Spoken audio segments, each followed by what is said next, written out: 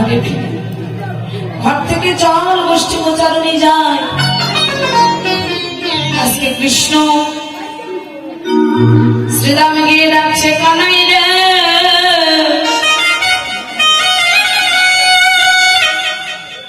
তুই এখনো কেন মায়ের কোলে বসে আছিস? তুই কি আজ কোঠে যাবি না ভাই? কোঠে যাবি না ভাই? কি রে তুই এখন মায়ের কাছে বসে আছিস? কানাই শ্রীরামের সঙ্গে কথোপকথন করছে না, কথা বলছে না। শ্রীরাম একাকী অন্তরে ব্যথা পেয়ে কানাইকে বলছে, কানাই তোকে রেখে আমরা গোষ্ঠী চলে গিয়েছিলাম, তাই সেটা ভেবে আমাদের সঙ্গে কথা বলছিস না। বল না ভাই তোর কি হয়েছে, বল তোর কি হয়েছে? কানাই যদি তুই কথা না বলি এই জগতে তোর তো আমরা বিনয় অনেকেই আছি, কিন্তু ভক্তের যে ভগবান বিনা আর কেউ থাকে? আরে কেহ থাকে না। ভক্তের যে ভগবান বিনা কেউ নেই, কেউ না। ভারী কৃপা করে গোষ্ঠী চলে কানাই রে। থাকে না।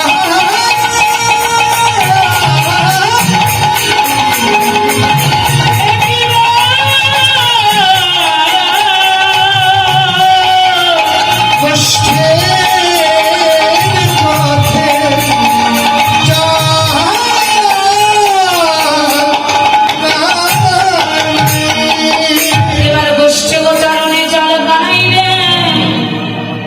তুমি রইলা ঘরে বসে গোঠে গেল পা, উঠে গেল পা। উন্মত্ত হইয়া বেড়াই জোটে কুরাখা।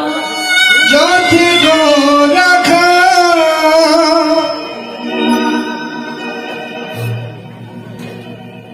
সকালে তুই বিহনে গোষ্ঠ গোচারণে যেগুলো গাভী ছিল তারা যদি সামনের দিকে দেয় এক পা, পিছনে দুই পা রেখে অদূরে তাকিয়ে থাকে আমাদের কৃষ্ণধাম। আগে নেই আমরা তো বুঝতে পারবো না, জানতে পারবো না, একবার তুই চল কানা। এবার যখন চল চল বলছেন তো কানাই কথা বলছেন। শ্রীরাম কানাইকে ডেকে ডেকে বললো, কানাই রে তুই যদি আমাদের সঙ্গে না যাস তবে আমাদের দুঃখ না, কিন্তু তোর সঙ্গ ছাড়া যেন আমাদের করিস না। তোর চরণে এই মিনতি কানাই রে আমরা মরি না।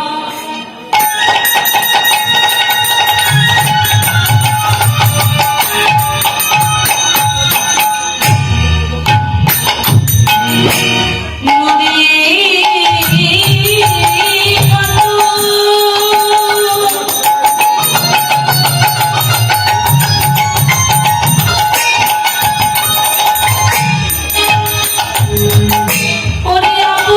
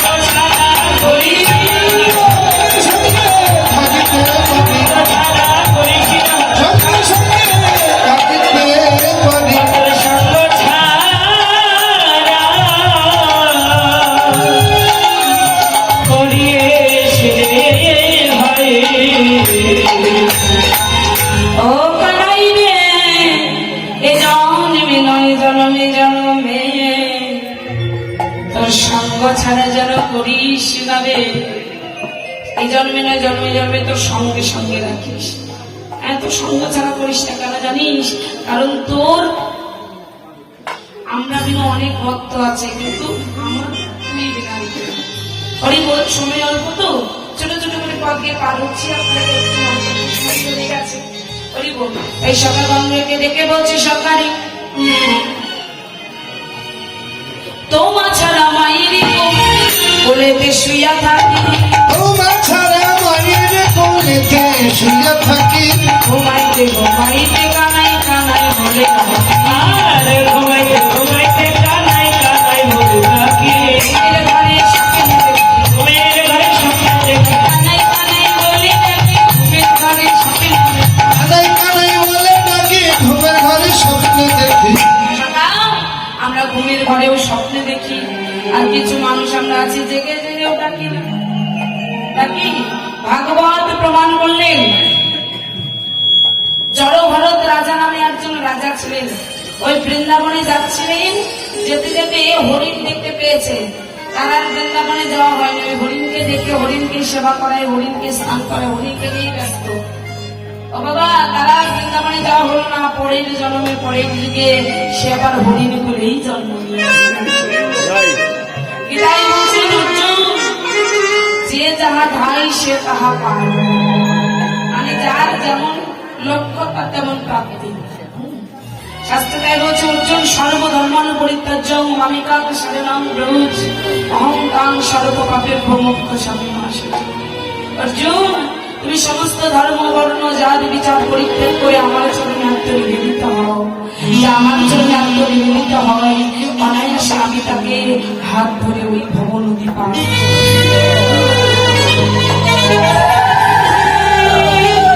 সমস্ত কিছু পার করে তুমি আমার চরণে আত্মনিবেদিত হও। তাই তো বাচ্চারা মায়ের কোলেতে শুইয়া থাকি। সারাদিন সঙ্গ করে যখন মায়ের কোলে ঘুমাইতে যায়, মায়ের কোলে ঘুমিয়ে ঘুমিয়ে আমরা কৃষ্ণ বলে ডাকি। আপনি সারাদিনে যাকে নিয়ে বেশি ভাববেন, সারাদিন যেটা নিয়ে বেশি ভাববেন, আপনার মৃত্যুর পরও সেটাই। রাত্রিবেলা স্বপ্নে যদি দেখেন, তাহলে সেটাই স্বপ্নে দেখবেন। সকালে আমরা ঘুমের ঘরে পড়ে দেখি, এবার যে তোমার ছাড়া মায়ের কোলেতে শুয়ে থাকে, ঘুমাইতে ঘুমাইতে কানাই কানা বলে দেখি। কিরে, তবুও কথা বলছিস না, কি হয়েছে? তবে শোন, আমরা বুঝি অপরাধ করেছি, মোরা সব